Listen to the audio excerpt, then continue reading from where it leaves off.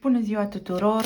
Bine ați venit! Eu sunt Meme și ca de obicei mă voi ocupa astăzi de citirea pentru energia în curs.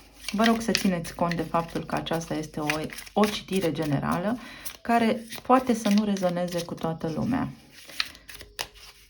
Voi face o citire diferită astăzi, după cum urmează. Situația, provocarea, soluția și surpriza.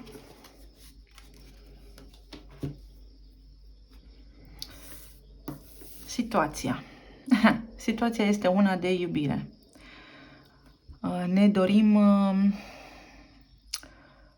un suflet aproape, ne dorim iubire, ne dorim să fim față în față cu omul pe care îl iubim, pentru că ne face să ne simțim mai puternici, pentru că în relația aceasta, din punctul nostru de vedere, suntem versiunea noastră cea mai bună.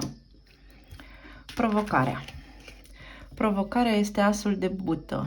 Nu știți cum să începeți. Nu este chiar o provocare, este mai degrabă o binecuvântare, este un început plin de pasiune, dar s-ar putea ca nici voi, nici ei să nu știți exact despre sentimentele celuilalt. Sau s-ar putea ca, deși voi doi vă iubiți, să fiți totuși la distanță unul de celălalt și să nu puteți concretiza această relație. Ce mai avem aici? Avem 3 de bâtă. Așteptarea, da? Așteptați. Voi așteptați să fiți față în față cu omul ăsta, cu persoana voastră de interes. Voi așteptați un început, un nou început cu ei sau o întrevedere, o întâlnire cu ei, care pare că nu se întâmplă neapărat așa cum vă doriți voi. Și surpriza, surpriza s-ar putea să fie următoarea. Foarte interesant. S-ar putea ca relația aceasta să fie mai mult de natură sexuală, să fie mai mult una de plăcere, să nu fie neapărat una de suflet. S-ar putea ca voi să fi investit foarte multe sentimente aici și pasiune, însă ei să fi investit mai mult pasiune. În citirea aceasta, în etalarea aceasta, văd foarte multe bâte, adică văd foarte mult interes pentru partea fizică a relației, nici de cum pentru cea emoțională, să spunem. Sunt implicate mai mult, este implicată mai mult atracția fizică decât cea emoțională și mai mult decât atât s-ar putea să fie situația în felul următor, să vă doriți foarte mult să vă întâlniți cu această persoană și să fiți cumva ușor păcăliți de această chimie puternică dintre voi, care vă duce într-o stare mai mult de atașament și de codependență, nici de cum de a dezvolta o iubire din aceea plină de respect, de suflet, completă, să-i spunem. Ce avem aici pentru situație? Valoare, iată, vorbeam despre valoare și despre 7 de bâtă. Pentru ca asul acesta să aibă valoare și să fie de succes, trebuie să punem și valoare pe noi și pe cupe și pe emoții. Provocarea aceasta, asul de bâtă, de ce a venit ca provocare? A venit ca provocare pentru că apare aici Marele Preot. S-ar putea ca relația să fie una secretă, să fie în afara căsătoriei, sau s-ar putea ca voi să vă doriți o relație stabilă, căsătorie, o relație de lungă durată, iar ei să fie în starea aceasta de atașament și de atracție fizică și nimic mai mult. Ce este cu 3 de bâtă aici? Pajul de spadă. Voi tot așteptați să se întâmple, voi tot așteptați vești, voi tot așteptați acest început, pe voi vă tot ard călcâiele să să înaintați, să vă împinge de la spate această pasiune puternică, însă pajul de spadă aici vorbește despre o intenție ușor imatură, despre aprinderea aceasta care a avut loc, dar a avut loc pe niște cuvinte spuse naiv, pe niște cuvinte spuse din sfera aceasta mai joasă de atașament. Voi v-ați îndrăgostit poate de cineva care v-a vorbit așa senzual, plin de pasiune, mai degrabă în online decât față în față. Să aveți grijă că cele discutate nu au neapărat o bază foarte solidă, adică s-ar putea să fi trecut prea repede peste niște pași normali în relația asta și să nu fie neapărat o realitate stabilă. Și iată, împăratul aici vine ca și clarificare peste diavol.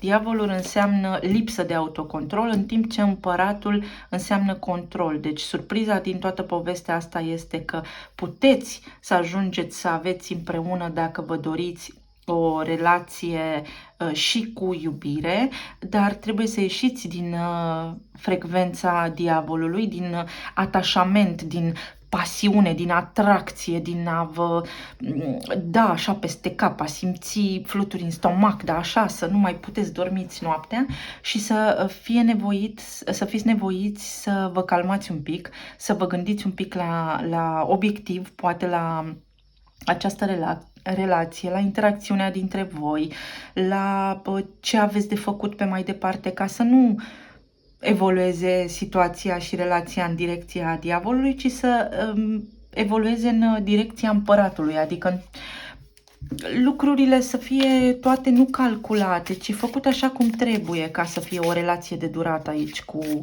Marele Preot. Ce sfaturi putem avea aici? Creativitate. Creativitatea este și asul de bâtă și spune îți place să dai naștere ideilor noi, să fii inovativ și de asemenea acestea vin către tine ca o formă de iluminare. Să vă folosiți creativitatea în direcția asta, adică să lăsați acei fluturi să zburde acolo în stomac, dar iluminarea ne vorbește despre a fi înțelepți, despre a înțelege niște lucruri, despre a vedea obiectiv situația exact așa cum este ea și a nu ne lăsa neapărat duși de val ca atunci când eram adolescenți, pentru că poate nu tot ce zboară se mănâncă. Ce mai avem aici ca sfat? Avem semnul taurului și să fiți mândri de voi înșivă. Este fix așa, persoana aceasta va cucerit, da, v-a făcut niște avansuri puternic, vorbe frumoase spuse, vedeți, să nu fie doar vorbe, ca să vă cucerească, să obțină ce vrea de la voi, dar atenție că este pe sfera aceasta fizică și v-a făcut să vă simțiți mândri, v-a făcut să vă simțiți bine în pielea voastră. Exact cum am spus, v-a făcut să vă simțiți cea mai bună versiune a voastră din acest moment, să vă simțiți atrăgători, carismatici, de neînvins cu împăratul aici. Dar, atenție, da? Un pic de cumpătare. Împăratul vine cu un pic de cumpătare și Marele Preot aici. Cu un pic de calm. Nu să ne aruncăm așa cu capul înainte până nu știm sigur, da? Pentru că pajul de spadă aici despre asta vorbește. Până nu știm sigur despre ce este vorba. Wedding rings, adică inele de logodnă, uniune. Până nu știm sigur care-i treaba cu relația asta, cu uniunea asta, cu conexiunea asta. Să nu avem impresia de la început, așa, fără o bază solidă, că noi vorbim aici despre o dragoste eternă și ea să fie doar o interacțiune plină de promisiuni, da? Promisiuni din acelea deșarte, nu reale.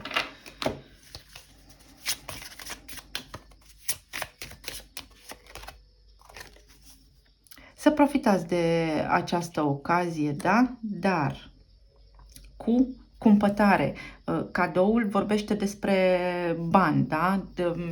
Primim ceva, un bun. Bunul acesta este reflectat aici în taur. Taurul vorbește despre valoare, dar și despre valoare proprie, da? Și uite, aici avem valoare proprie. Aici avem valoare. Să ne apreciem un pic, da? Să nu picăm chiar așa la primele cuvinte spuse acolo, până nu înțelegem care sunt intențiile reale și care a fost exact locul din care au fost puse aceste cuvinte, pentru că neîncrederea mea în aceste cuvinte vine aici de la pajul de spadă. E un pic instabilă, nu conexiunea, poate comunicarea, poate ceea ce se transmite.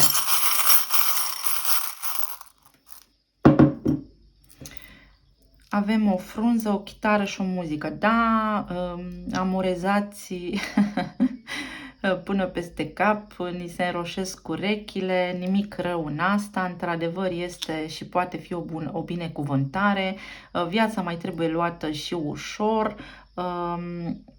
este ceva ce vă face să vă simțiți într-adevăr bucuroși. Nu dați la spate sentimentele și trăirea asta, bucurați-vă de ce aveți, dar fiți cu băgare de seamă, da? Uite, este ceva ce poate crește și uite că am tras și hiena. Dar atenție, da? Nu mă simt confortabil pentru că, uite, aici este un inel și știți că am și eu inel acolo în bol și este o legătură, dar în lanț. Ne legăm cu aceste, uite cum sunt aici, cu aceste inele, dar în lanț, adică creăm o relație de codependență, un atașament nesănătos. Asta nu duce nicăieri sănătos. La un moment dat bubuie, adică la un moment dat ne trezim din visare și ne dăm seama că stai să vezi că nu e chiar ce am crezut. Cam despre asta este vorba cu hiena aici, să fim siguri că ce spunem acum are și o bază solidă și reală și că nu ne fură doar valul. Cam atât, dragilor, vă mulțumesc tare mult, să fiți bine și până pe data viitoare vă îmbrățișez. Pa, pa!